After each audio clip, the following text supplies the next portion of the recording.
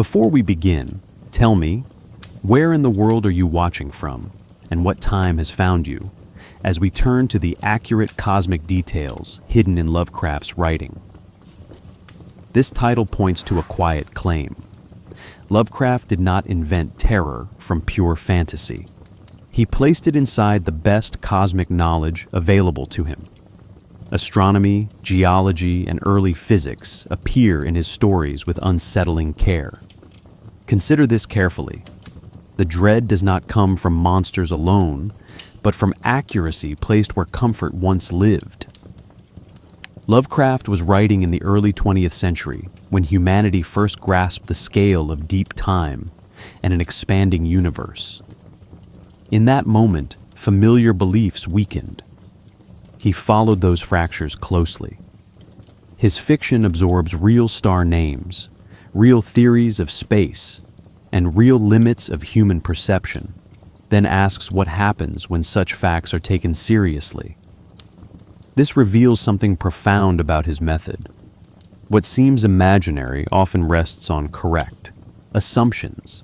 Space is vast. Time is indifferent. Consciousness is fragile. These were not speculative ideas even then. Lovecraft treated them as settled facts and asked a dangerous question: what stories follow if the universe truly does not care? We must pause here. Listening is already participation. To follow this argument is to accept its premise, even briefly. From here, we move slowly, through history, language, and structure, to see how accurate knowledge became a source of lasting unease, and why these ideas still refuse to loosen their grip.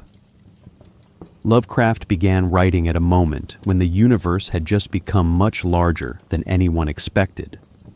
By the 1890s and early 1900s, astronomy had already displaced Earth from any central position. By 1905, Einstein had unsettled time itself. By 1915, space and gravity no longer behaved as common sense demanded. Lovecraft followed these shifts closely. Letters show he read popular science with care, not for optimism, but for its cold clarity. His aim was not to oppose science, but to accept its conclusions without comfort. This matters because his horror grows from agreement with modern knowledge, not rebellion against it. The cultural background sharpened this outlook. Darwin's work in the late 19th century had already removed humanity from divine priority. Thinkers like Camille Flammarion speculated about vast, indifferent universes, while later writers such as Olaf Stapledon imagined deep cosmic time. Lovecraft absorbed these currents but refused their hope. Where others found wonder, he found scale. Where others saw progress, he saw erosion. This reveals something precise. His fiction stands at the point where scientific humility turns into existential pressure. The universe does not threaten humanity through intent. It overwhelms through size, age, and indifference. Language became his main tool for carrying this pressure. Lovecraft chose terms already circulating in scientific and mathematical writing, non-Euclidean, continuum, dimension, and placed them in narrative settings. These words were not decorative. They signaled limits of perception. When he coined names like Yog-Sothoth, the sound itself mattered. The syllables resist familiar grammar. They do not translate easily. Consider this carefully. Naming here does not explain. It destabilizes, not to reveal meaning, but to show where meaning breaks. The reader encounters language behaving like an alien object. Myth-building followed the same logic. Lovecraft borrowed the structure of real scholarship: citations, dates, lost books, disputed translations. The Necronomicon functions as a false primary source, modeled on how real historical texts survive in fragments. This technique echoes academic habits from the 19th century, when archaeology and philology reconstructed cultures from ruins. By imitating that method, Lovecraft made invention feel discovered. The effect is subtle. The stories suggest that horror already exists in the archive, waiting. Not a sudden shock, but a slow uncovering of what was always present. Astronomy anchors this strategy. Lovecraft names real stars, Aldebaran, Betelgeuse, Fomalhaut, and ties them to events beyond human history. These references were current. Edwin Hubble's work in 1929 confirmed that galaxies extend far beyond the Milky Way. Lovecraft did not need to exaggerate. Reality had done that already. The implication is clear. Human myths are small because humanity is small. The terror lies in alignment, of cycles, of distances, of timings that ignore human scale. What emerges is a consistent method across history, culture, language, and structure. Lovecraft treats science as settled fact, myth as a response, and narrative as a testing ground. The result is not fantasy escaping reality, but reality pursued too far. One must ask, if these cosmic facts are true, what kind of stories follow? That question leads directly into the themes themselves, into insignificance, madness, and knowledge, and toward the forces that give those ideas shape. The philosophical roots of Lovecraft's vision reach back far beyond the 20th century. While his stories are filled with contemporary science, their emotional core descends from older, more foundational anxieties. Ancient Gnostic traditions posited a universe shaped not by a loving creator, but by blind or malevolent forces. The Gnostics believed that true knowledge, gnosis, revealed a terrifying reality hidden beneath the illusion of order. Lovecraft's stories echo this structure. Behind the veil of normality lies something indifferent at best, hostile at worst. But unlike the Gnostics, he offers no savior, no hidden soul. There is only knowledge and collapse. The Enlightenment, often praised for ushering in reason and progress, also planted seeds of dread. As philosophers replaced divine causes with natural ones, they reduced the human role in the cosmos. By the 18th century, thinkers like Hume were questioning whether human reason could ever truly understand the universe. Kant placed limits on what could be known. These were not mystical doubts, but rational ones. Lovecraft's fiction reflects this legacy. His stories suggest that the real horror lies not in superstition, but in what science makes clear, that the universe may be both knowable and unbearable. This is not a rejection of reason, but a confrontation with its consequences. Romanticism responded by turning inward, searching for meaning in the individual and the sublime. But Lovecraft remains unmoved. Where the Romantics found spiritual awe in nature, he found scale without sympathy. He did not believe the stars held secret messages for humanity. They simply were, and their indifference became the true source of horror. In this way, he breaks from the spiritual traditions that still hoped for connection. Instead, his stories draw strength from cosmic disconnection, the sense that the universe not only fails to respond, but never noticed us at all. Yet the occult traditions of the 19th century also play a role in shaping his cosmology. Groups like the Theosophical Society attempted to reconcile Eastern mysticism with Western esotericism and emerging science. Their writings described hidden planes of existence, forgotten races, and ancient knowledge lost to time. Lovecraft read these texts critically. He found their style compelling, but rejected their optimism. He borrowed their structures, the ancient tome, the secret rite, the cosmic cycle, but inverted their purpose. Where occultists sought elevation, Lovecraft's characters descend. The more they learn, the less human they remain. This inversion helps explain his enduring appeal. Lovecraft fuses scientific materialism with the narrative forms of religious revelation. But the revelation is empty of comfort. The gods are not creators, but intrusions. They do not promise judgment or redemption. They mark the limits of understanding. When his characters glimpse these entities, they experience a rupture, not just of sanity, but of meaning itself. In this way, Lovecraft's fiction dramatizes the philosophical problem of the real. What happens when reality exceeds the frameworks designed to contain it? These traditions, Gnostic, Enlightenment, Romantic, and occult, interweave in his work. Each provides a strand of thought that Lovecraft reconfigures into something colder. His stories are not stitched from fantasy alone, but from the discarded consequences of older beliefs. They offer no moral structure, no final insight, only the trace of a question. What if the truth has always been too vast to care what we believe? That question moves us into the next layer of his design, into the very language by which this vastness is expressed. Lovecraft understood that the horror of the unknown begins with language. He crafted his stories not just with unsettling images, but with words that behave like unstable matter. Consider the recurring adjectives in his work: cyclopean, blasphemous, non-Euclidean, eldritch. These are not neutral descriptors. They resist full comprehension.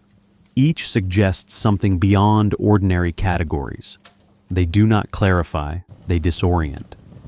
This reveals something essential. Lovecraft's language does not describe the cosmic. It gestures toward what description cannot hold. The term non-Euclidean is often cited as an example of Lovecraft's scientific vocabulary. In mathematical terms, it refers to geometries where parallel lines do not behave as expected. Spheres, hyperbolic spaces, warped surfaces. Lovecraft applies it to architecture that violates the laws of physics. But this is not careless science fiction jargon. He uses the term precisely to imply that these structures originate from a frame of reference beyond human perception. They are not monstrous because they are malformed, but because they obey a different system entirely. The horror lies in realizing that human geometry is only one possibility, and not a privileged one. His invented names carry this same destabilizing function. Cthulhu, Yog-Sothoth, Azathoth. None of these names follow familiar linguistic patterns. They lack clear etymology. Their sounds are guttural, broken, alien. Lovecraft once explained that Cthulhu is only an approximation.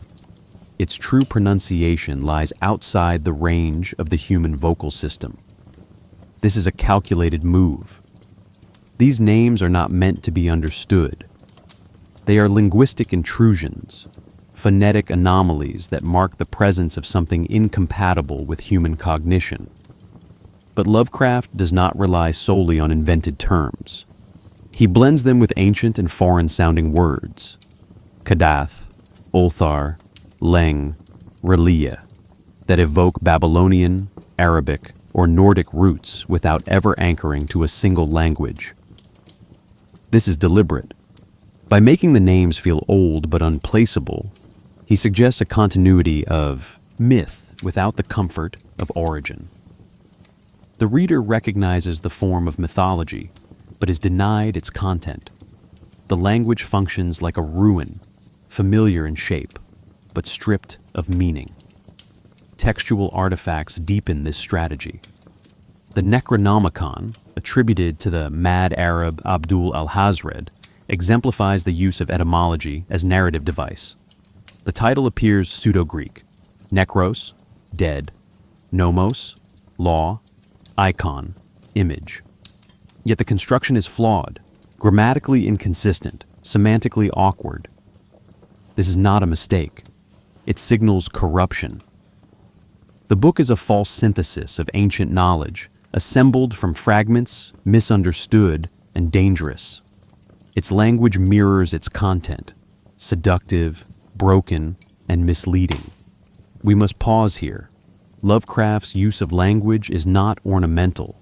It is architectural. He constructs a space where language leads not to knowledge, but to its failure. In this world, the more precise the term, the more it signals what lies outside its scope. The reader is not guided by language, but misled by it, drawn closer to meaning and then denied. This constant nearness without arrival becomes its own form of dread. Such language prepares the reader for myth without stability, history without anchor, and knowledge that dissolves comprehension. It forms the gateway to a larger structure, the myth building that mimics scholarship while subverting its purpose. That structure awaits in the next passage.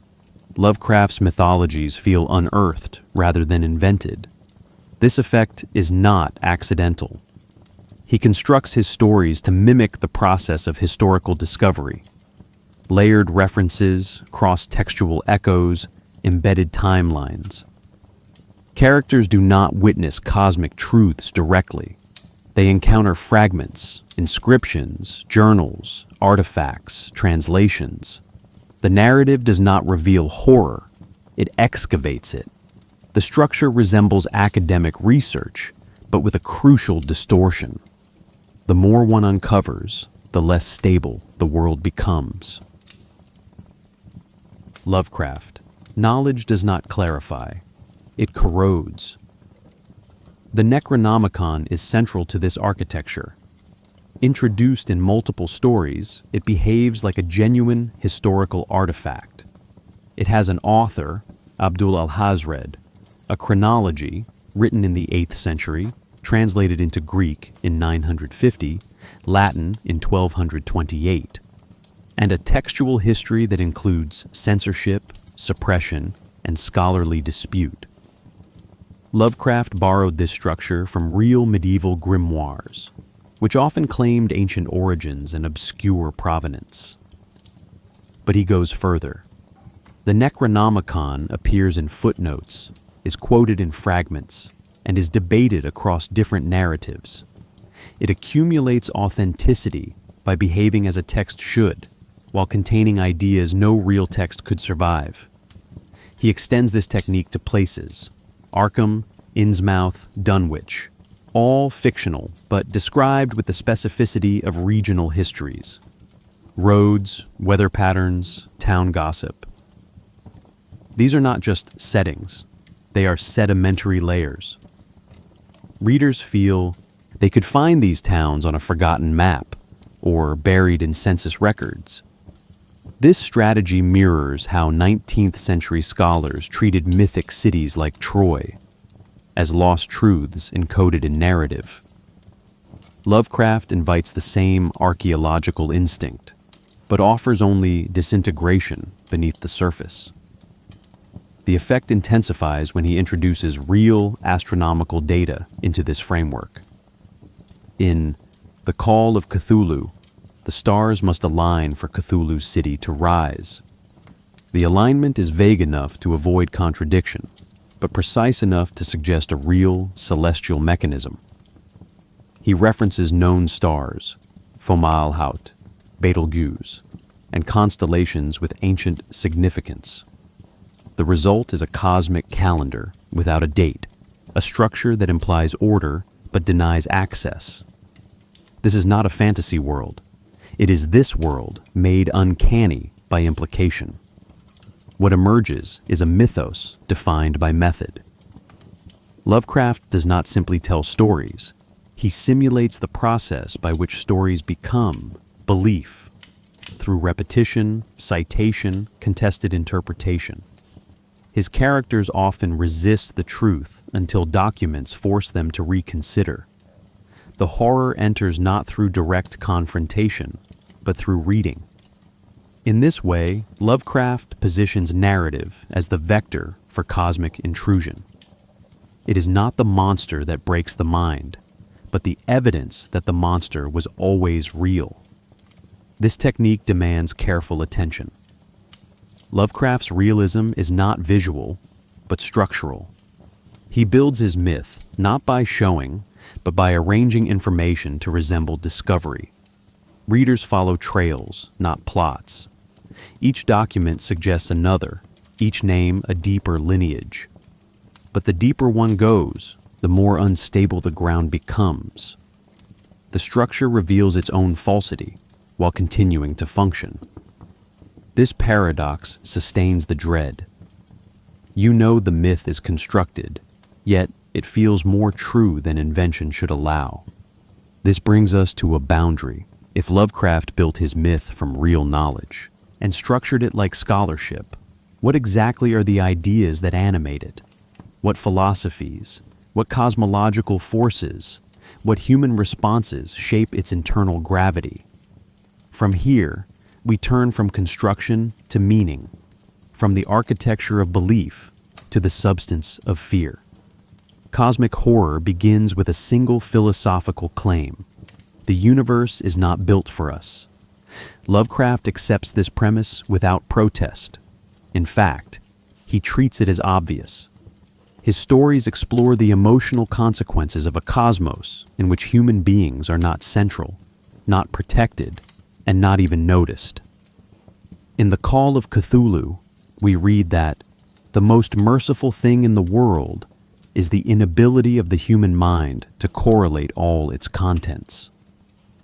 That sentence is not just commentary, it's doctrine. It suggests that true horror lies not in chaos, but in connection.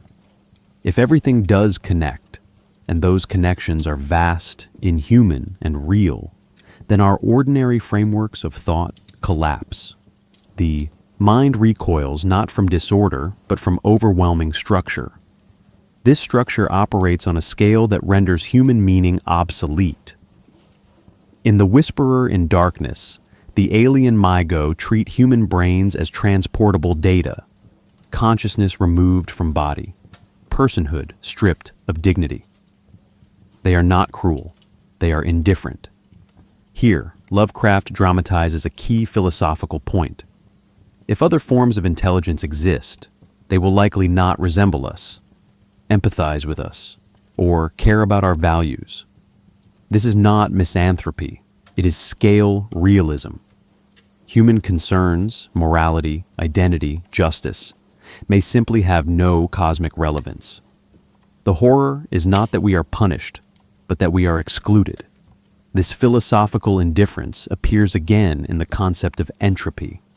Time, in Lovecraft's world, moves not toward progress, but toward erosion.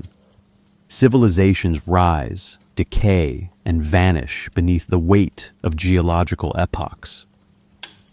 And at the Mountains of Madness, the elder things are discovered as fossils.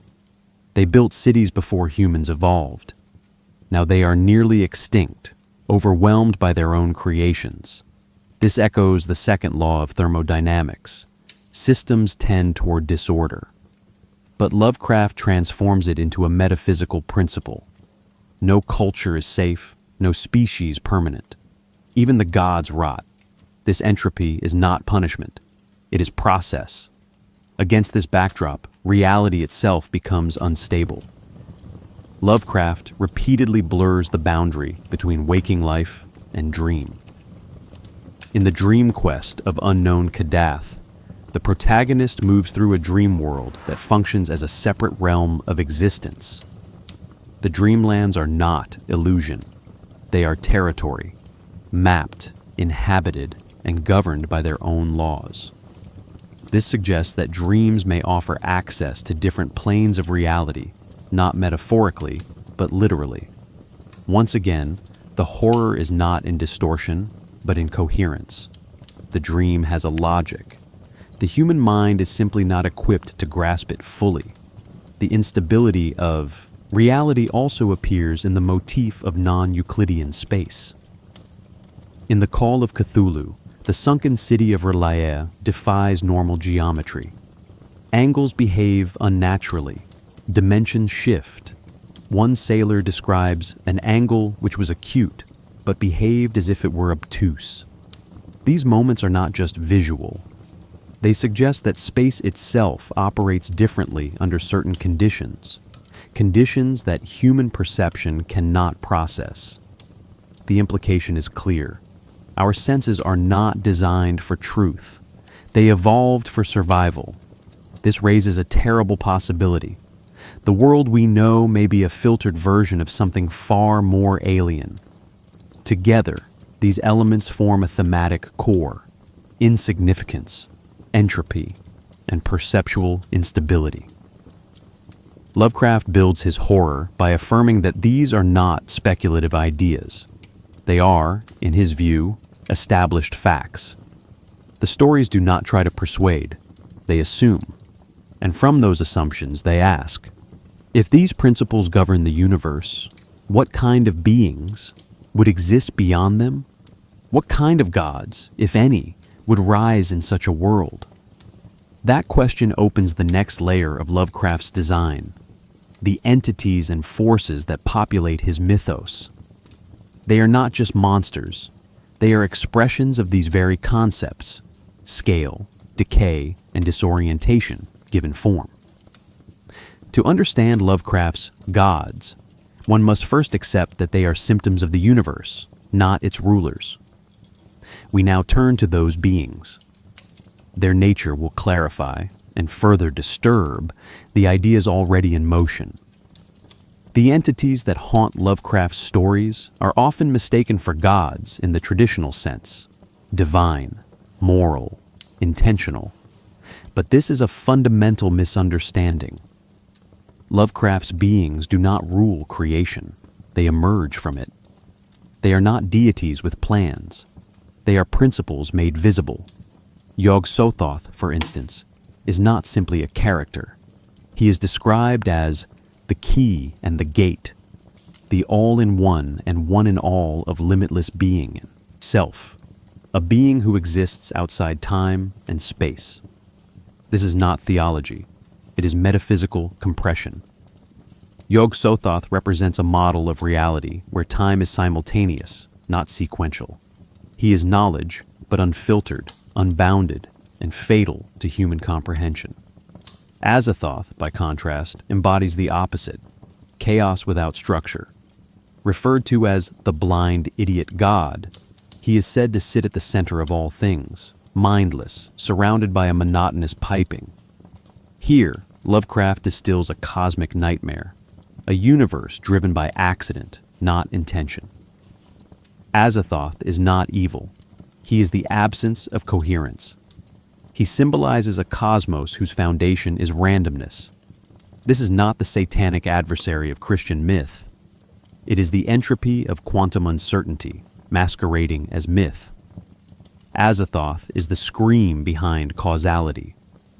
Between these two extremes stands Nyarlathotep, the only being in the mythos who speaks, manipulates, and appears in human form.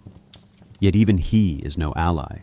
He is the crawling chaos, a mask for deeper forces. He brings knowledge not to enlighten, but to destroy stability. In the dreams in the witch house, he appears through distorted geometry and altered space. In Nyarlathotep, he travels the earth, displaying impossible technologies and shattering minds. Unlike the other entities, he understands humans and uses that understanding to unravel them. He is not mercy, but intimacy. He represents the horror of being seen by something utterly inhuman.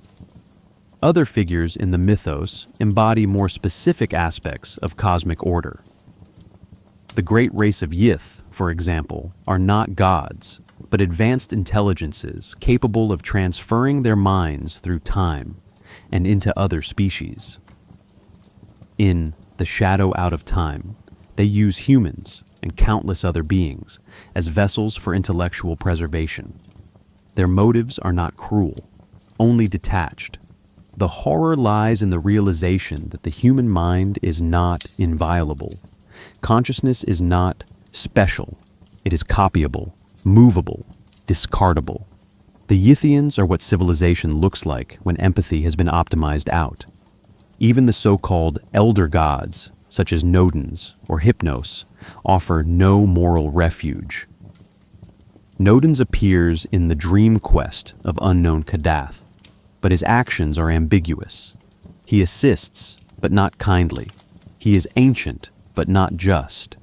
Hypnos, the embodiment of sleep and altered perception, offers beauty, but that beauty leads to oblivion. These entities are not saviors. They exist on trajectories orthogonal to human concerns. If they help, it is by accident. Importantly, these beings are not supernatural. Lovecraft went to lengths to frame them as natural extensions of unknown laws. Cthulhu is described not as a god, but as an alien species in hibernation, immense, psychic, and ancient.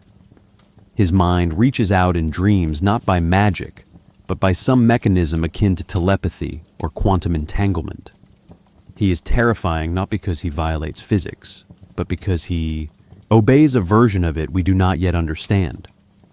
This distinction matters. Lovecraft's monsters are not invaders from a spirit realm. They are from here, just not our version of here. The result is a pantheon without reverence, a cosmology without hierarchy. Lovecraft's entities do not teach lessons. They do not punish or reward. They simply are. And that fact alone destabilizes the human desire for narrative. These beings represent a universe in which meaning is not offered, only imposed by fragile minds. In the next section, we turn to those minds. What happens when they confront this inhuman structure? How do humans react when touched by beings that neither acknowledge nor explain their presence? The answer is not salvation. It is madness. When Lovecraft's characters encounter the entities of his mythos, they do not face monsters. They face collapse. The mind, built to navigate a narrow world of touch, speech, and familiar symbols, fails when confronted with beings that do not fit. Madness, in Lovecraft's work, is not a failure of reason. It is what reason becomes when stretched too far. In the shadow. Out of time, Nathaniel Peasley's mind is displaced across eons by the great race of Yith. He returns with memories of impossible architecture, vast libraries, and pre-human civilizations. He is not hallucinating. The horror is that he is correct. Insanity becomes accuracy without support. This transformation is thematic. Lovecraft redefines madness as the byproduct of knowledge. In The Call of Cthulhu, the narrator uncovers evidence from disparate sources, sculptures, ship logs, cult testimonies, and concludes reluctantly that a sleeping god lies beneath the Pacific. He does not witness it directly. He reads it into being. The madness here is epistemological. It comes from assembling fragments into a coherent truth that is too large for the human scale. The character's sanity is not undone by violence, but by pattern recognition. Other stories show madness as a form of contact. In The Dreams in the Witch House, the protagonist, Walter Gilman, studies non-Euclidean geometry and begins dreaming of Nyarlathotep. The implication is clear. Thought itself becomes a doorway. The right equations invite intrusion. This reveals something unsettling. Madness is not merely a response. It is a pathway. Certain cognitive patterns attract attention from outside entities. The mind becomes vulnerable through its own precision. This makes the line between reality and delusion deliberately unstable. In The Thing on the Doorstep, the transfer of consciousness between bodies is dismissed as lunacy until the evidence piles up. The horror lies in retrospective validation. What seemed mad was true. This dynamic recurs throughout Lovecraft's work. Characters are not insane because they are wrong. They are insane because they are right in a world not built to support that truth. Sanity, then, is not a measure of logic, but of alignment with consensus reality. Consider the implications. If madness is a function of exposure, then safety lies in ignorance. Lovecraft returns to this idea often. Knowledge is not empowering, it is corrosive. Those who read forbidden books, study ancient languages, or analyze strange fossils risk more than disbelief. They risk internal destabilization. The most merciful thing, as quoted earlier, is not lack of danger, but lack of comprehension. This reframes the Enlightenment ideal. Where Western rationalism once saw knowledge as the path to liberation, Lovecraft presents it as a descent into dissolution. Importantly, not all madness results in visible breakdown. Some characters become silent, withdrawn, or eerily calm. In The Color Out of Space, the survivors do not scream. They wither. In The Whisperer in Darkness, the protagonist accepts the Mygo's explanations until a final detail reveals the deception. The horror accumulates quietly, metabolized rather than expressed. Madness becomes a change in worldview so complete that speech fails. These are not dramatized breakdowns, they are quiet rewirings. What emerges is a consistent theme. The human mind is not built for cosmic truth, yet some seek it anyway. That seeking, through dreams, rituals, scholarship, is what Lovecraft punishes. But the punishment is not active, it is structural. The knowledge exists, the mind reaches, the system breaks. In the next section, we turn fully to that knowledge itself, not its effects, but its form. What is forbidden knowledge in Lovecraft? What does it look like? How is it structured? And why does it always destroy the one who holds it? Forbidden knowledge in Lovecraft's work is not simply hidden. It is structurally incompatible with the human mind. His characters do not fail because they learn too much. They fail because what they learn cannot be made sense of within the categories that give life meaning. This is crucial. The danger lies not in the content of the knowledge, but in the act of knowing something the brain cannot properly hold. In The Dunwich Horror, the revelation that Wilbur Whateley is half human, half cosmic entity forces readers and characters to confront biological categories collapsing. The horror is not moral, but ontological. Species boundaries dissolve. Lineage is no longer biological, but interdimensional. The Necronomicon embodies this idea. It is not a magic book in the traditional sense. It does not grant power. It grants understanding, and that understanding is lethal. The text appears in multiple stories, but never in full. We receive only fragments, phrases in ancient tongues, summaries from fearful scholars, rumors of readers who went mad. This is intentional. The knowledge remains partial, yet still corrosive. Its presence functions like radiation, damaging even in brief exposure. In this way, Lovecraft mimics real epistemological rupture. Forbidden knowledge does not need to be complete, to destroy. It only needs to reveal the wrong question. What makes this knowledge forbidden is not secrecy, but structure. It cannot be assimilated into human symbolic systems. In The Whisperer in Darkness, alien technologies function on principles that are never fully explained. The protagonist can describe what he sees, but not how it works. In At the Mountains of Madness, the murals left behind by the Elder Things tell a coherent history, but that history renders human origins irrelevant. Here, knowledge does not add to understanding. It erases the framework that made understanding possible. Lovecraft constructs knowledge as a form of trauma, not emotional trauma, but cognitive dislocation. When confronted with truths that contradict foundational assumptions about time, identity, morality, characters lose not their minds, but their meaning. This is not insanity in the clinical sense. It is existential erosion. The self becomes unmoored from its context.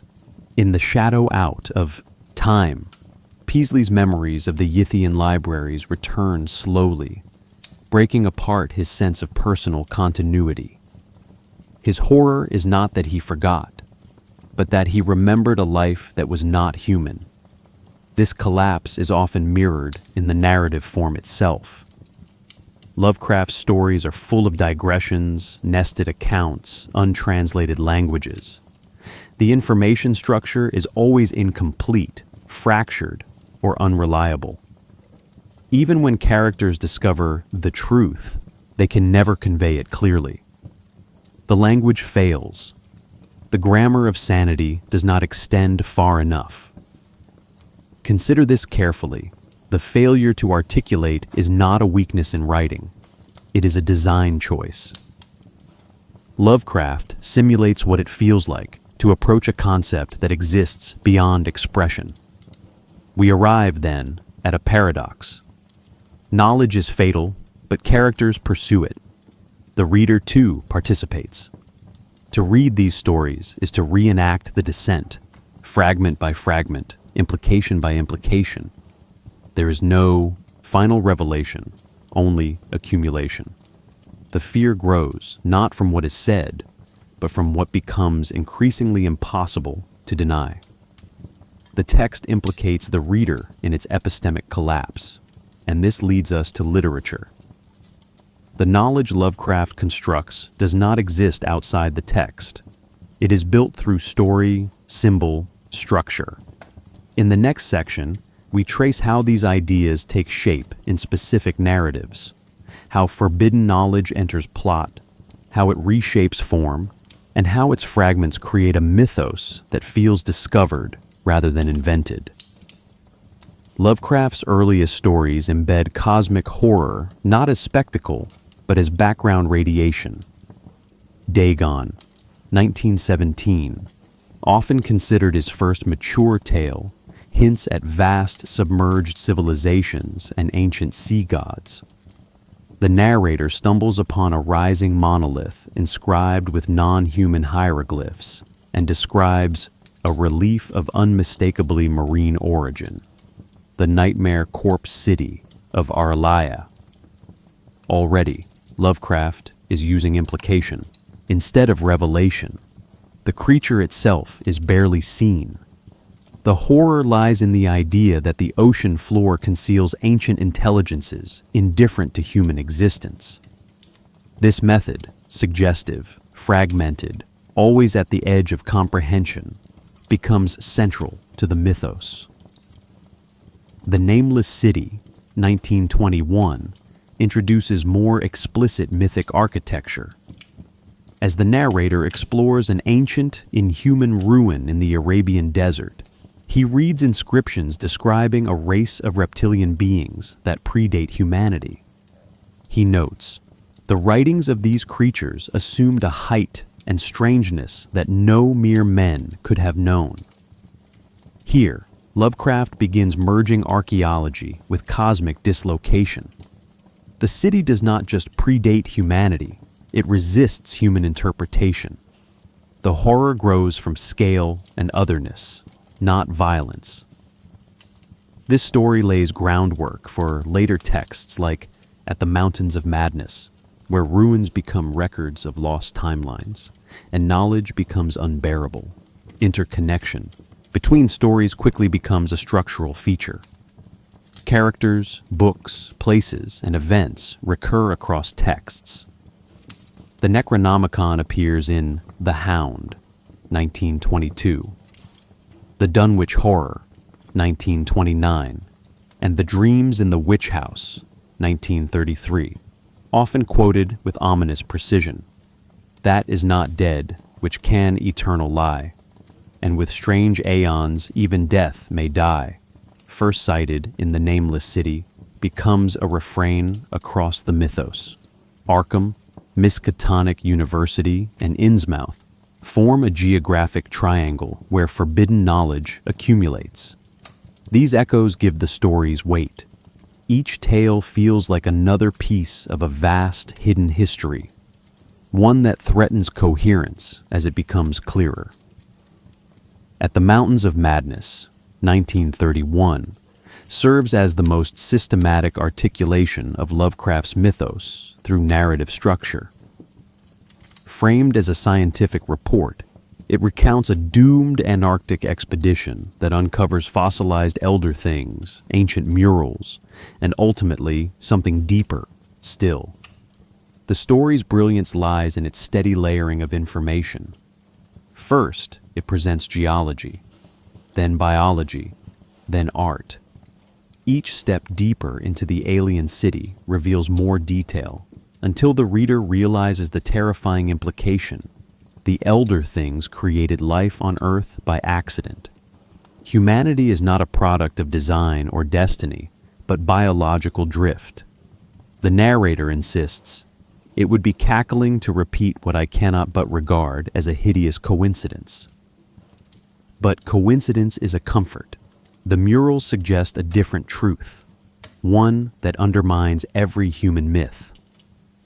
The Shadow Out of Time, 1936, expands these ideas into temporal dimensions.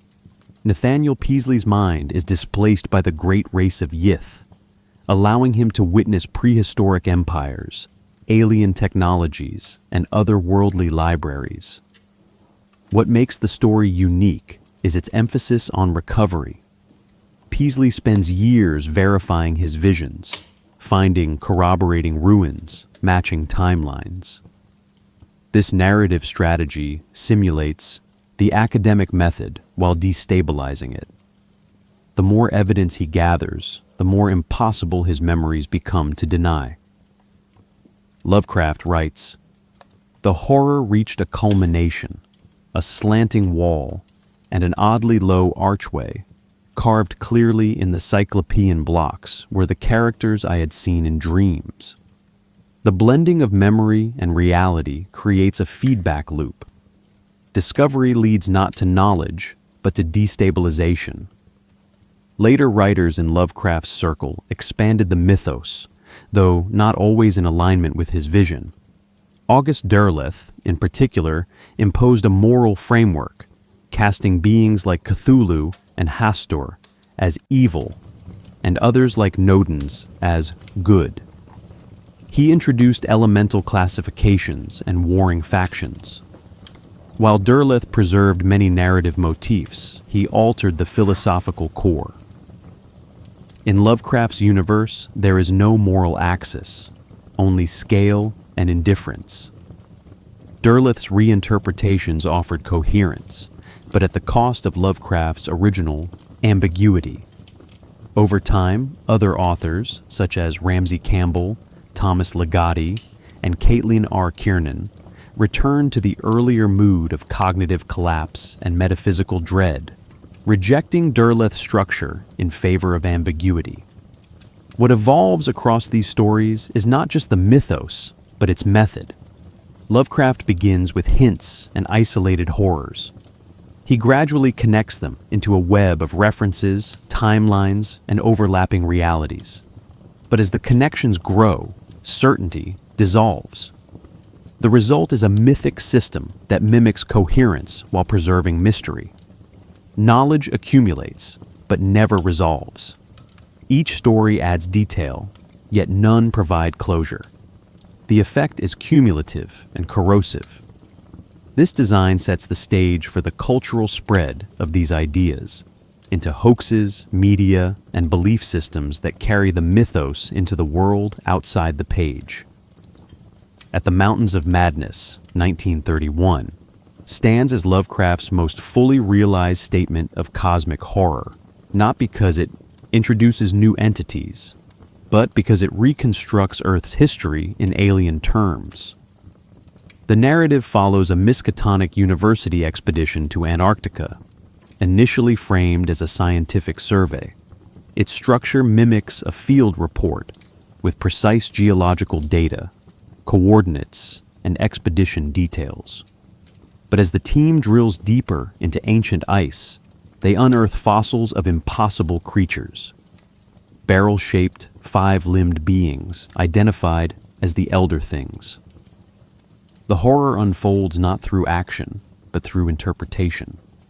The narrator states, "It was a city of no architecture known to man or to human imagination. The geometry of the place was all wrong." With that line, Lovecraft links spatial distortion to conceptual breakdown.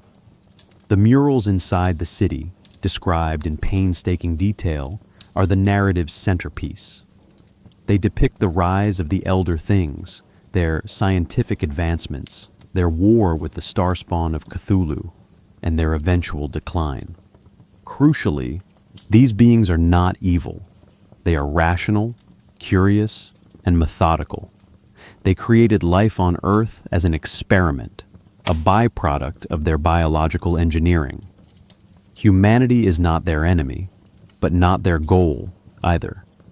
This realization recasts human evolution as incidental. The narrator reflects, radiates vegetables, monstrosities. Whatever they could create, they did. And we, perhaps, are their final accident. That sentence captures the cosmic insult. Not malevolence, but irrelevance.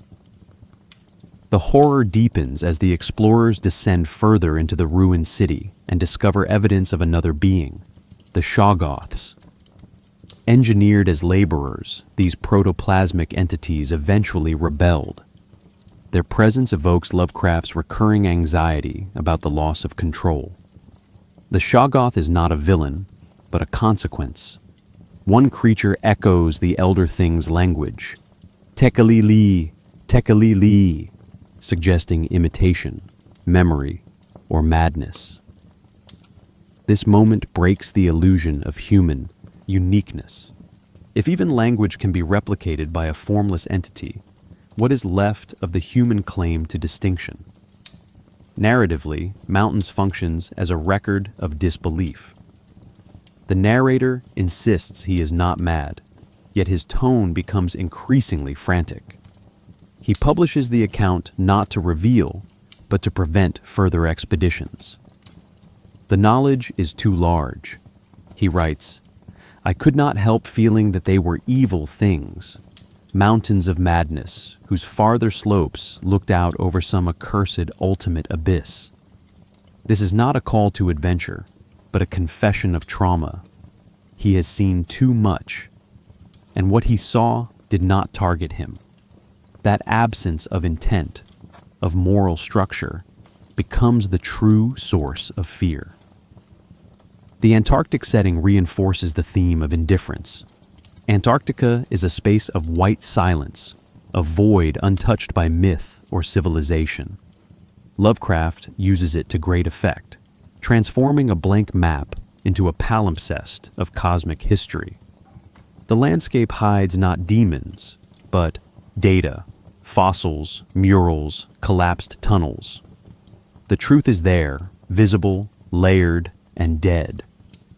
The horror arises not from supernatural intrusion, but from discovery. It is a science fiction of ruin. At the Mountains of Madness also reconfigures the relationship between reader and story. The structure is non-linear, with frequent interruptions, footnotes, and references to other texts. It mimics academic writing, yet it collapses into confession. This tension between empirical method and psychological erosion embodies Lovecraft's larger project. The more clearly the data is presented, the more disturbing it becomes. The reader is forced into the same position as the narrator, understanding more than they want to know. This story's influence on the mythos is profound. It grounds entities like the Elder Things and Shoggoths in a coherent chronology. It links the Cthulhu spawn to interstellar migrations.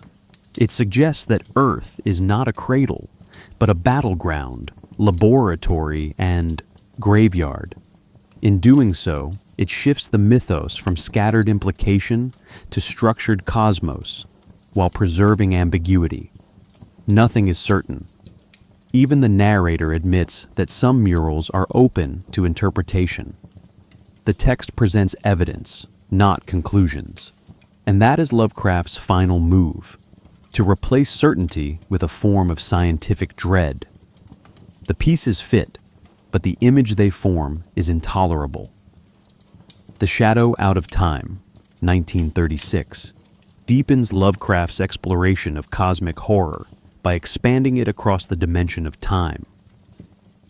Where At the Mountains of Madness excavates the alien history of Earth's past, Shadow asks what happens when the boundary between past and future dissolves, and when the mind becomes the medium of travel. The protagonist, Professor Nathaniel Peaslee, experiences a 5-year fugue state, during which his consciousness is seemingly replaced by that of an alien entity. Upon recovering, he is haunted by dreams of massive stone cities, non-human libraries, and the unsettling conviction that his mind was transported through time. What distinguishes this story is its relentless layering of memory, evidence, and discovery. Peaslee's dreams are not dismissed as hallucination. Instead, he begins verifying them through archaeology and correspondence. He learns that the entity inhabiting his body belonged to the great race of Yith, an alien civilization that exists across vast temporal spans by projecting consciousness into other species at key moments in history. This concept reverses the typical flow of knowledge. Peaslee does not discover the Yithians. They discovered him. They are archivists of civilizations, preserving knowledge by inhabiting minds, gathering information, and abandoning their hosts. It is a form of intellectual colonization, without malice, but also without consent. Lovecraft writes, "In my dreams I beheld the cities of the Yithian world, towers of basalt, windowless and fretted with strange geometries, architecture described echoes that of Roulier and the Elder Things Antarctic city, suggesting an interlinked cosmos of inhuman design. But in Shadow, this design is temporal. The horror is not in the alien appearance. It is in the realization that these structures exist in multiple epochs simultaneously. Time is no longer linear. Consciousness is no longer fixed. The self becomes porous. Narratively, the story relies on corroboration. Peaslee's descent into madness becomes a scientific problem. He visits the Australian desert, where his dreams told him Yithian ruins lie buried. When he finds them, intact, verifiable, and real, the horror becomes final. I saw, lying in a corner, a cylinder with familiar carvings, and I knew with certainty I had held it once in non-human hands. This moment crystallizes Lovecraft's theme. Madness is not a break from reality, but a response to its expansion. The world is larger than the mind that tries to contain it. The great race themselves embody this tension. They are not monsters. They are brilliant, rational, and curious, but they violate every human assumption about identity, mortality, and agency. Their intelligence is vast, but their ethics are absent. They swap minds across species without warning or consequence. Peaslee, upon realizing he was used, is not vengeful. He is destabilized. He writes, "I cannot hate the Yithians, but I cannot forgive them either." This ambiguity marks the shift from supernatural fear to existential horror. The Yithians do not seek to destroy, they seek to preserve. And yet, their preservation erases the boundary between self and other. Importantly, Shadow is recursive. The story begins with Peaslee recounting his experience in hindsight, but by the end, he confesses that the dreams have returned. His knowledge has not freed him. It has reopened the passage. The final paragraphs describe a narrowing tunnel, a lurking presence, and a sense of inevitable return. Lovecraft refuses closure. The story loops, suggesting that once touched by the cosmic, the mind cannot return to ordinary limits. The trauma is permanent. Within the mythos, the shadow, out of time, expands the scope of cosmic horror beyond geography and biology into chronology and cognition. It redefines alien contact as intellectual infiltration. It replaces fear of the other with fear of shared memory. And it frames knowledge not as a triumph of reason, but as a recursive trap. As we will see in the next section, later authors took this premise in many directions, some preserving the ambiguity, others imposing clarity Lovecraft never endorsed. The question becomes, what happens when this mythos leaves his hands?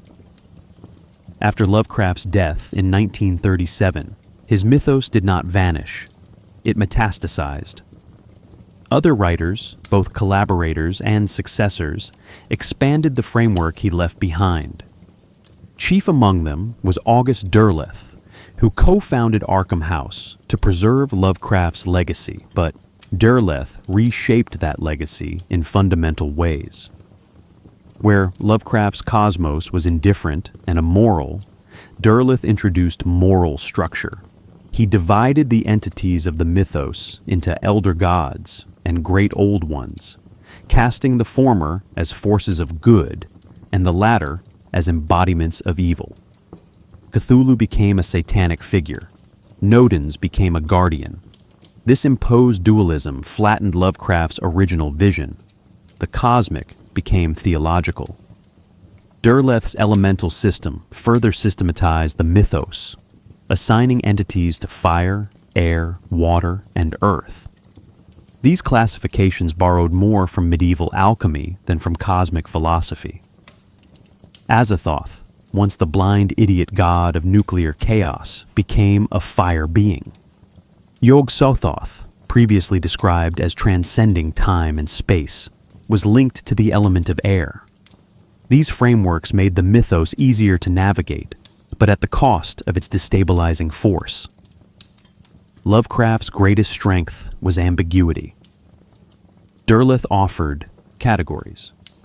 Despite this, Derleth preserved the scaffolding. He maintained the names, the grimoires, the universities, the forbidden towns. In doing so, he ensured the mythos survived, but in altered form. Later writers responded by recovering Lovecraft's darker ambiguities. Ramsey Campbell set his stories in England, creating new cults and locations but preserving the atmosphere of encroaching madness. His stories, such as Cold Print, return to Lovecraft's original motifs, texts that deform the mind, knowledge that does not clarify. Thomas Ligotti took this recovery further. In stories like The Last Feast of Harlequin and The Shadow at the Bottom of the World, he stripped away the mythic entities entirely, focusing instead on atmosphere and philosophical collapse. Ligotti saw cosmic horror not as monster lore, but as metaphysical despair.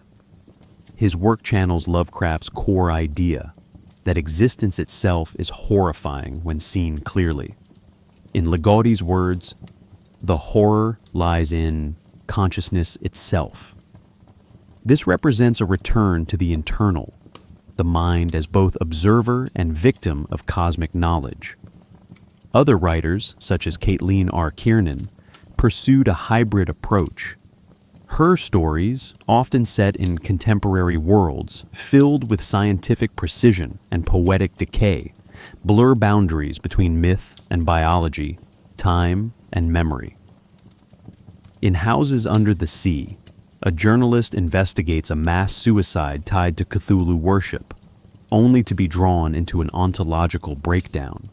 Kiernan retains Lovecraft's entities, but recasts them through language that is lyrical, archaeological, and traumatic. She does not explain, she evokes. More recently, the mythos has expanded into digital spaces. Online collaborative fiction projects like the SCP Foundation borrow Lovecraftian tropes, anomalous objects, forbidden knowledge, reality slippage, but reframe them through bureaucratic language. These documents are structured like containment reports, mimicking the academic realism Lovecraft pioneered. They offer no definitive mythos, only proliferating fragments. In this way, the internet resurrects Lovecraft's epistemic style, distributed, incomplete, and uncanny. This ongoing expansion proves a critical point. The mythos is not fixed. It is not a canon, but a method. Writers who treat it as a taxonomy often reduce its power.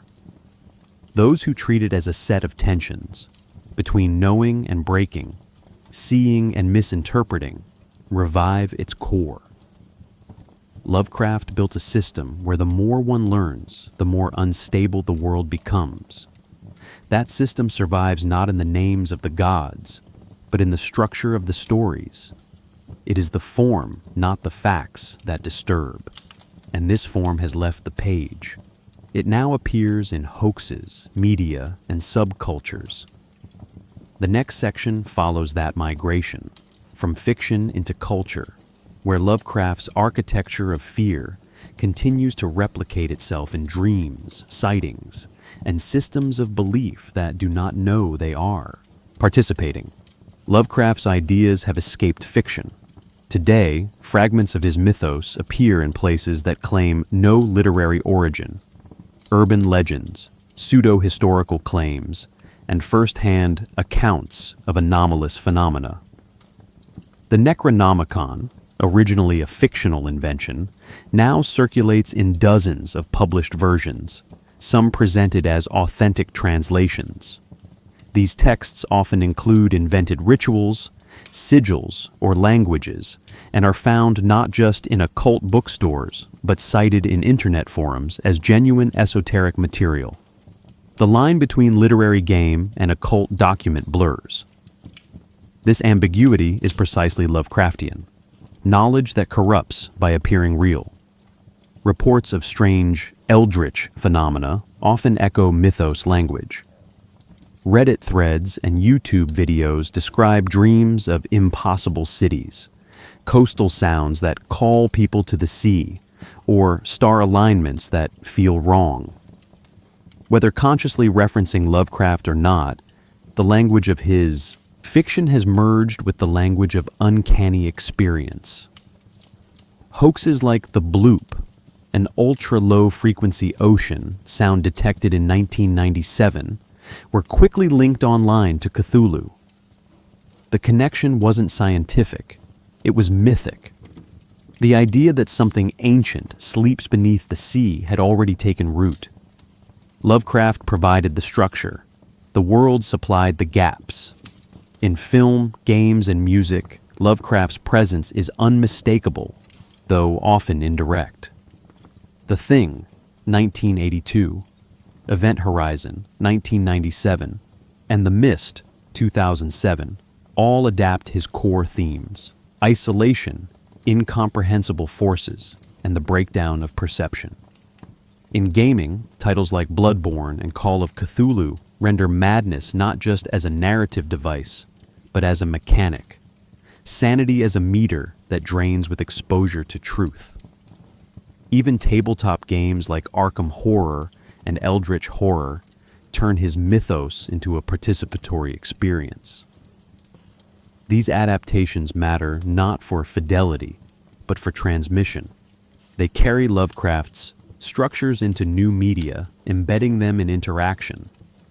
Music, particularly in ambient, metal, and experimental genres, often channels Lovecraft's tone. Artists like Sun O, the H.P. Lovecraft Historical Society, and the Cryo Chamber label construct soundscapes that evoke the scale and silence of his cosmos. Lyrics reference cults, dreaming gods, and sunken cities. But more importantly, the sound feels Lovecraftian, slow, vast, and without resolution. These compositions resist narrative. They surround. Just as Lovecraft's stories hint without revealing, the music immerses without resolving. Horror becomes spatial, not just emotional.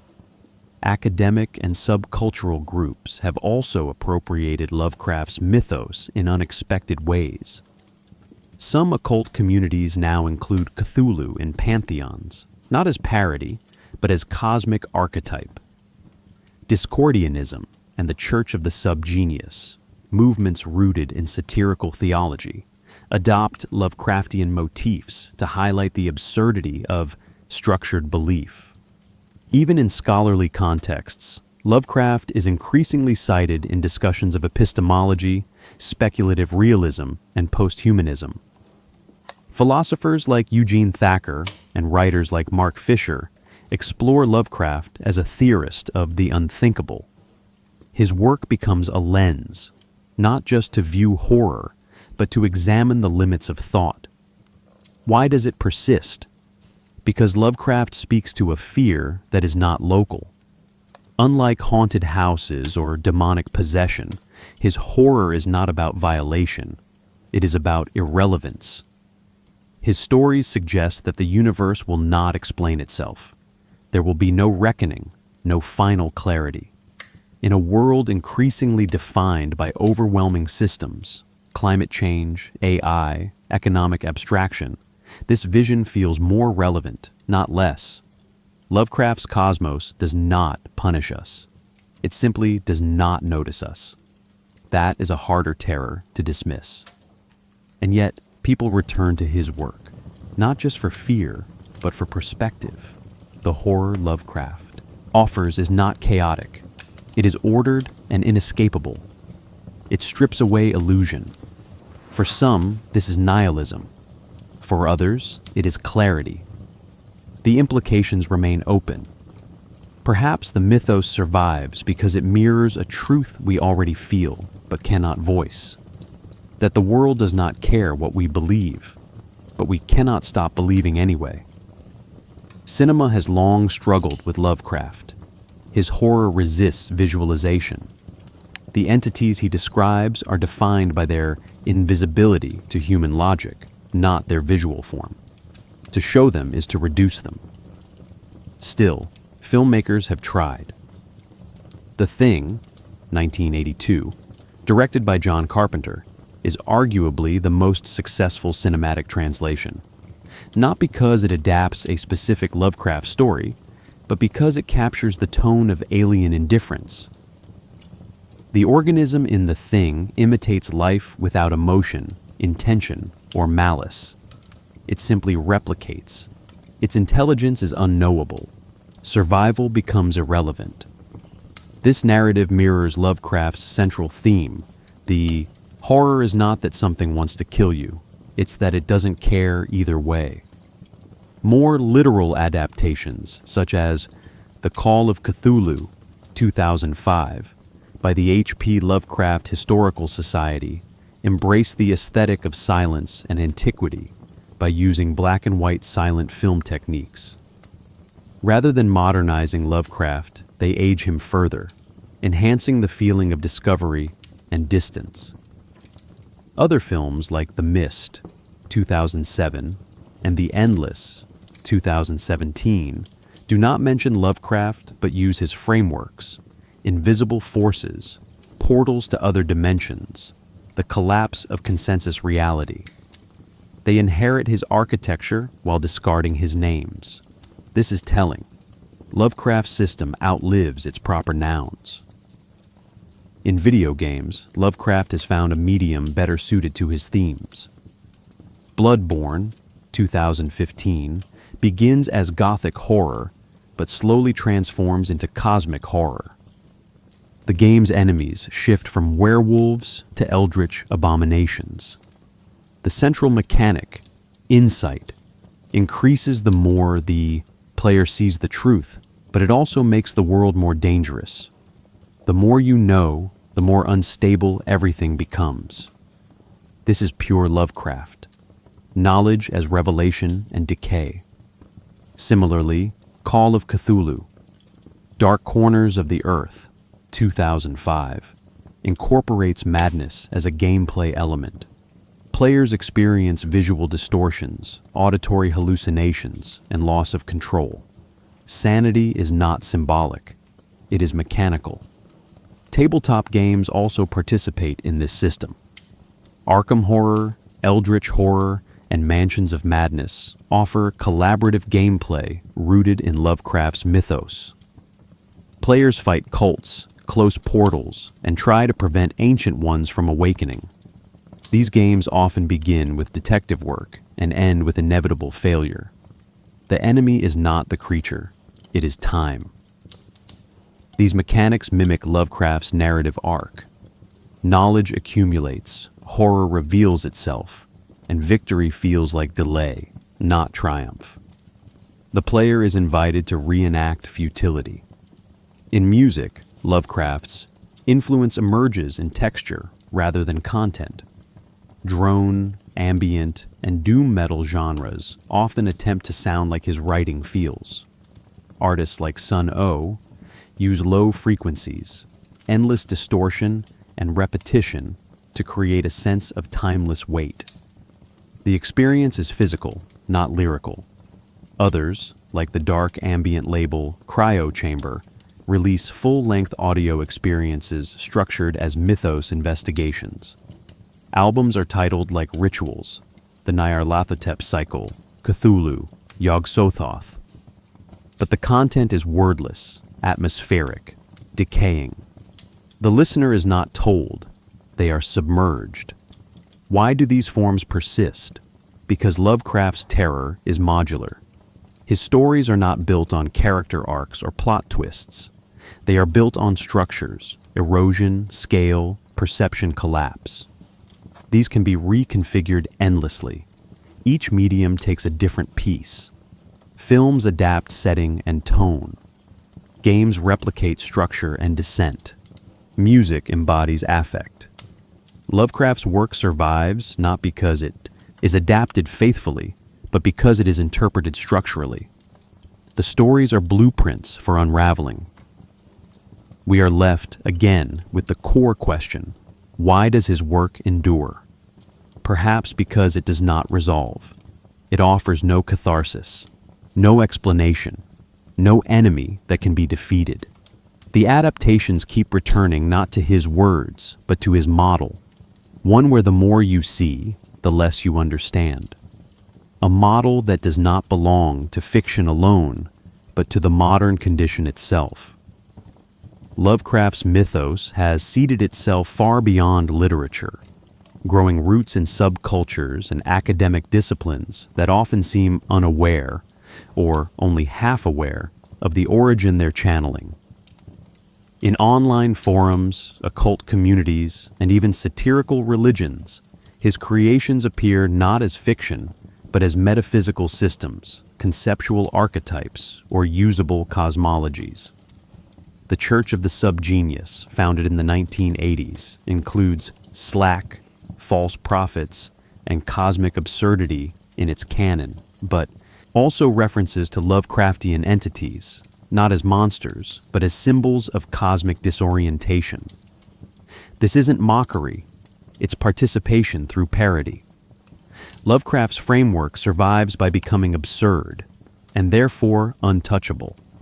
Other groups go further. Some self-described esoteric practitioners treat Lovecraft's beings as actual spiritual entities, adopting them into rituals alongside traditional deities. These adaptations often blend chaos magic, postmodern syncretism, and the blurred boundary between story and belief. The Simon Necronomicon, published in 1977, presented itself as a real grimoire, using Sumerian aesthetics, arcane invocations, and Lovecraftian references. It gained popularity among occult circles, not because it was authentic, but because it felt authentic. This distinction is key. Lovecraft's work invites belief not through doctrine, but through mood. It constructs a world that seems older than fiction. Academia, too, has embraced Lovecraft, not always comfortably. Once dismissed as pulp, His work is now examined through lenses of philosophy, anthropology, and literary theory. Philosophers like Eugene Thacker see Lovecraft as a theorist of the unthinkable, placing him within the horror of philosophy. In the Dust of This Planet, Thacker argues that Lovecraft dramatizes the limits of thought, the moment when language breaks and the real shows through. Similarly, Mark Fisher reads Lovecraft as a precursor to late capitalist anxiety, in which systems become too large to perceive.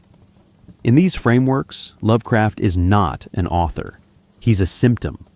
Anthropologists and cultural theorists also use Lovecraft to explore modern myth-making. His invented geography, Arkham, Innsmouth, Dunwich, functions like mythic space, similar to sacred landscapes in traditional cultures. The persistence of these places across texts creates a psychological geography, a shared terrain of dread. Scholars have compared the mythos to folk systems, noting how stories mutate through oral retellings, adaptations, and misrememberings. In this light, the mythos behaves like folklore, expanding without central control, governed by affect rather than fact. Even digital communities carry this expansion forward.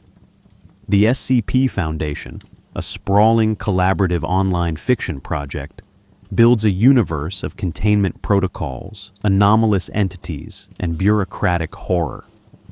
Though not explicitly Lovecraftian, it inherits his epistemic style, documents that withhold as much as they reveal, events that fracture reality, entities that resist definition. Here, the mythos is reborn, not in tone, but in structure. Cosmic horror becomes a logic of interaction, not just a genre. What connects these appropriations is not content, but method. Lovecraft constructed a system where belief is always one step ahead of certainty. His stories suggest that the myth is already there, that it has been forgotten, not invented. Modern subcultures follow this path. They don't simply read Lovecraft, they extend him. Whether through satire, ritual, or critique, they keep building the system, adding to it, misreading it, folding it into new forms. And this is precisely what the mythos demands. It is not meant to be understood, it is meant to grow. Lovecraft's horror endures because it speaks not just to monsters, but to something deeper, the limits of what the human mind can bear to know. His stories are not simply tales of terrifying creatures. They are meditations on the collapse of frameworks, moral, perceptual, linguistic. What makes them disturbing is not violence or fear, but displacement. The self is removed from its place at the center of things. It sees too far. It understands too much. And the result is not revelation, but disintegration. Psychologically, this aligns with what modern clinicians might call derealization or existential anxiety. Many readers describe Lovecraft's stories as inducing a particular feeling, a chill not of fear, but of scale, a sense of being out of proportion to the world. This emotion, sometimes called cosmic vertigo, is not just literary. It reflects a universal human impulse, the desire for meaning within systems too large to grasp. Lovecraft denies that desire. His universe offers no guidance, no purpose, no final message. And in that void, readers are forced to confront their own insignificance. Philosophically, this is why Lovecraft continues to resonate. His horror is built on the assumption that the universe is real, but indifferent. That reality exists, but is unknowable. That knowledge accumulates, but never resolves. These are not supernatural claims. They are metaphysical ones. Lovecraft doesn't ask the reader to believe in magic. He asks what happens when the universe is taken seriously, too seriously, when it is seen not through myth, but through the cold gaze of physics, time, and entropy. That is where his monsters live, not in caves or galaxies, but in implications. This sense of implication is what gives his work its psychological grip. Cthulhu doesn't chase the protagonist. He dreams, he waits, he presses on the minds of the sensitive. Madness comes not from trauma, but from contact. It's not the events themselves, it's the awareness they trigger. Lovecraft wrote, "The oldest and strongest emotion of mankind is fear, and the oldest and strongest kind of fear is fear of the unknown." But his stories suggest a darker revision. The strongest fear is not the unknown, it is the unknowable. Yet Lovecraft's horror also offers clarity. In stripping away meaning, it reveals the structures we use to survive: narrative, identity, order. His fiction becomes a kind of mirror, showing what we require in order to live without breaking. For some readers, this is nihilism. For others, it's honesty. The stories do not tell us how to live. They ask whether living can continue under certain conditions. The fact that readers return to them again and again suggests that this question is more compelling than any answer could be. And so the implications linger. Lovecraft's vision has no conclusion, no final revelation. His mythos is not a system to master, but a pressure to endure. It leaves readers marked, not by horror they can name, but by ideas they cannot unthink. The stories end, the concepts stay, and perhaps that is the final horror, that the universe does not need us, but we need it to speak, and it does not.